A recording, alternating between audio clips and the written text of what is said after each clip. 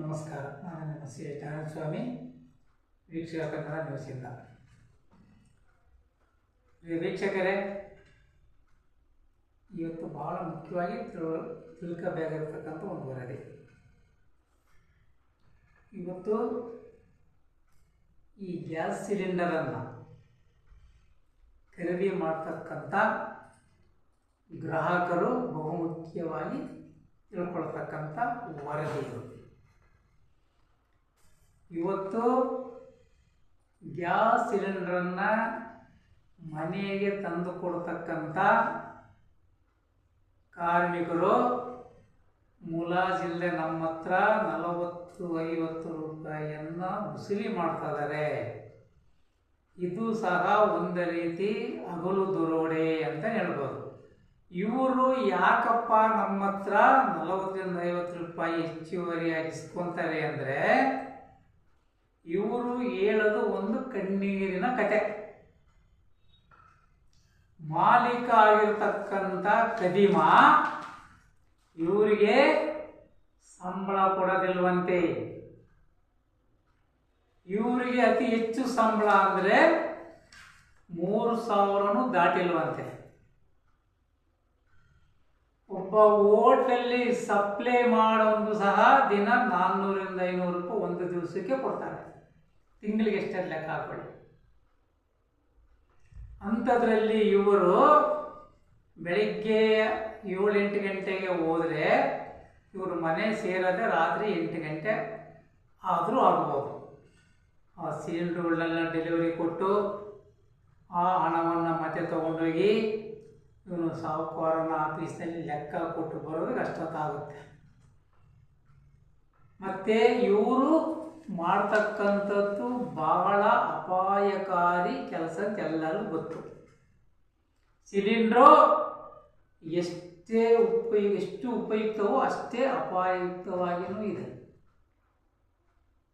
ಒಂದು ಚೂರು ಏನಾದರೂ ಆಯ್ತಂದರೆ ಅವನು ಇಲ್ಲ, ಅವನ ಗಾಡಿಯೂ ಇಲ್ಲ. ಇಂತಹ ಅಪಾಯದಿಂದ ಕೆಲಸ ಮಾಡೋಂಥವ್ರಿಗೆ ಮಾಲೀಕರು ಅನಿಸ್ಕೊಂಡಿರೋರು ಯಾವ ಸೌಲಭ್ಯನೂ ಕೊಟ್ಟಿಲ್ಲ. ಇವರು ಜೀತದಾಳುಗಳಂತೆ ದುಡಿದು ಅವರನ್ನು ಉದ್ಧಾರ ಮಾಡ್ತಾ ಇದ್ದಾರೆ.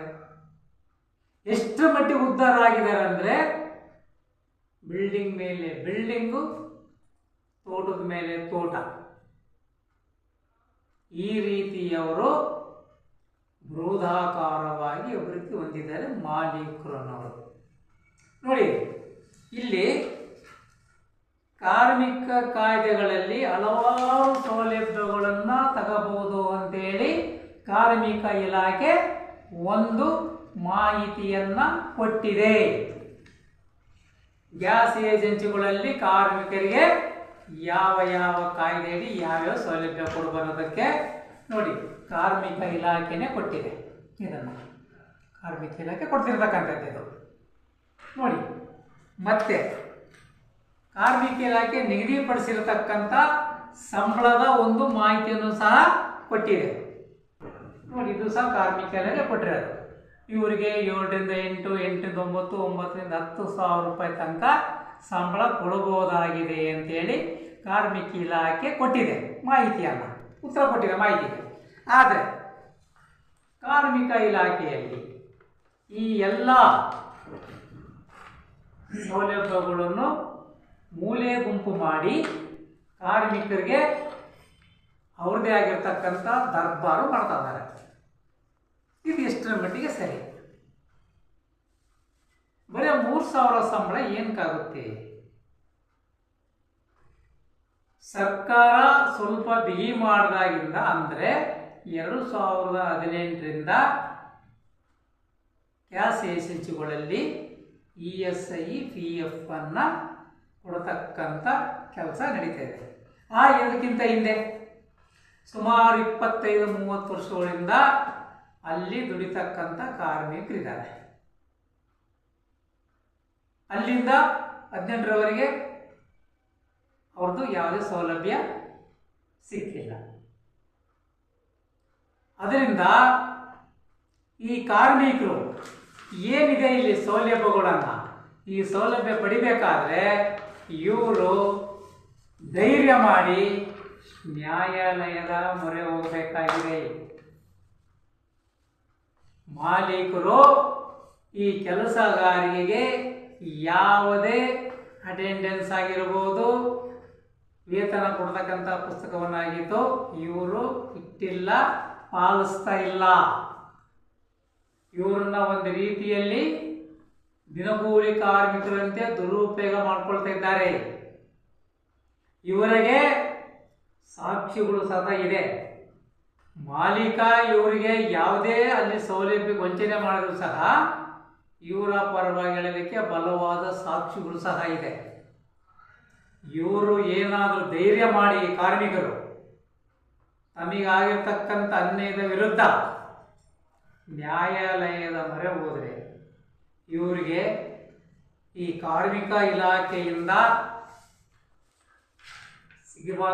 ಕಾರ್ಮಿಕ ಇಲಾಖೆ ಆದೇಶ ಮಾಡಿರ್ತಕ್ಕಂಥ ಮಾಹಿತಿ ನೀಡತಕ್ಕಂಥ ಎಲ್ಲ ಸೌಲಭ್ಯಗಳನ್ನು ಮಾಲೀಕ ಕೊಡಲೇಬೇಕಾಗುತ್ತೆ. ಯಾಕಂದರೆ ಸಿಲಿಂಡ್ರಿಗಿಷ್ಟು ಕಮಿಷನ್ ಅಂತಲೂ ಇದೆ, ಮತ್ತು ಅವರಿಗೆ ತಿಂಗಳ ಸಂಬಳನೂ ಇದೆ. ಸಮಾನಕರ ಸಂಬಳ ಅಂತೇಳಿ ಸಮಾನಕರ ಸಂಬಳ ಬರೀ 3,000 2,000ನ. ಅವನು ಮಹಡಿ ಮೇಲೆ ಸಹ ಆ ತೂಕವಾಗಿರ್ತಕ್ಕಂಥ ಸಿಲಿಂಡ್ರನ್ನ ಹೊತ್ಕೊಂಡೋಗಿ ಮನೆ ಬಾಗಿಲಲ್ಲಿ ಇಟ್ಟು ಬರಬೇಕು. ಇದು ಮಾಲೀಕನಿಗೆ ಏನಾದ್ರೂ ಗಮನಕ್ಕೆ ಬಂದಿದೆಯಾ?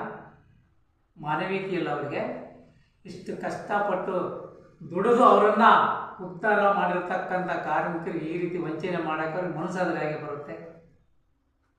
ಈಗಲೂ ಸಹ ತನಿಖೆ ಮಾಡಿದರೆ ಅವರ ಬಂಡವಾಳ ಈ ಮಟ್ಟಿ ಹೊರಗೆ ಬರುತ್ತೆ. ಕರ್ಮಕಾಂಡ ಇದು ಆಗಬೇಕಾಗಿದೆ, ಅದೇ ಆಗುತ್ತೆ. ಅವರು ಸಹ ಕಾರ್ಮಿಕರು ರೋಸಿ ಹೋಗ್ಬಿಟ್ಟಿದ್ದಾರೆ. ಅಲ್ಲೇ ಇವತ್ತು ಸರಿ ಹೋಗುತ್ತೆ, ನಾಳೆ ಸರಿ ಹೋಗುತ್ತೆ ಅಂತ ಕಾದು ನೋಡಿದ್ರು. ಮಾಲೀಕರು ಇವ್ರ ಬಗ್ಗೆ ಗಮನ ಹರಿಸದೆ ತಮ್ಮ ಬೊಜ್ಜನ್ನು ಬೆಳೆಸ್ಕೊಂಡಿದ್ದಾರೆ ನೋಡ್ರಿ. ಆ ಮಟ್ಟಿಗೆ ಇವರನ್ನ ರಕ್ತ ಹೀರಿಬಿಟ್ಟಿದ್ದಾರೆ ಕಾರ್ಮಿಕರಿಗೆ. ನಮ್ಮ ಚಿತ್ರದುರ್ಗದಲ್ಲಿ ಹೇಳ್ಬೇಕಂದ್ರೆ ಇರತಕ್ಕಂಥ ಏಜೆನ್ಸಿಗಳಲ್ಲಿ ತನಿಖೆ ಮಾಡಿದರೆ ಸತ್ಯಾಸತ್ಯತೆ ಏನಂತ ಹೊರಗಡೆ ಬರುತ್ತೆ. ಮೊದಲು ತನಿಖೆ ಆಗಬೇಕಾಗಿದೆ. ಕಾರ್ಮಿಕ ಇಲಾಖೆಯಿಂದಾಗಿರ್ಬೋದು, ಆ ಏಜೆನ್ಸಿಗಳಿಗೆ ಸಂಬಂಧಪಟ್ಟ ಬೇರೆ ಯಾವುದೇ ಇಲಾಖೆಯಿಂದಾಗಿರ್ಬೋದು, ಈ ಕಾರ್ಮಿಕರಲ್ಲಿ ಏನೇನು ಅನ್ಯಾಯ ಆಗಿದೆ ಅಂತಕ್ಕಂಥದ್ದು ಹೊರಬರಬೇಕಾದ್ರೆ ಮೊದಲು ತನಿಖೆ ನಡೀಬೇಕಾಗಿದೆ. ಯಾವ ರೀತಿ ಈ ಕಾರ್ಮಿಕರನ್ನ ದುರುಪಯೋಗ ಪಡಿಸ್ಕೊಳ್ತಿದ್ದಾರೆ ಅಂತೇಳಿ. ಅದರಿಂದ ಇವ್ರಿಗೆ ಆಗ್ತಿರೋ ಅನ್ಯಾಯಕ್ಕೆ ನ್ಯಾಯ ಸಿಗಬೇಕಂದ್ರೆ ಮಾನ್ಯ ಕಾರ್ಮಿಕ ಸಚಿವರು ಸಹ ಈ ಕಾರ್ಮಿಕರ ಬಗ್ಗೆ ಗಮನ ಹರಿಸಬೇಕಾಗಿದೆ. ದಿನ ಬೆಳಗ್ಗೆ ಆದರೆ ಹಗರಣಗಳ ಬಗ್ಗೆ ಅವರು ಗಮನ ಹರಿಸಿದೆ.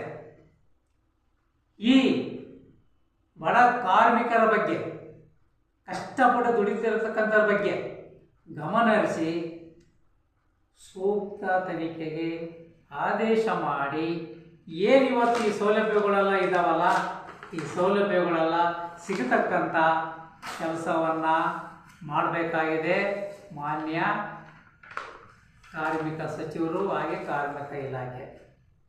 ಇದು ಆದಷ್ಟು ಬೇಗ ಆಗಬೇಕಾಗಿದೆ. ಇವರಿಗೆ ನ್ಯಾಯ ಸಿಗಬೇಕಾಗಿದೆ.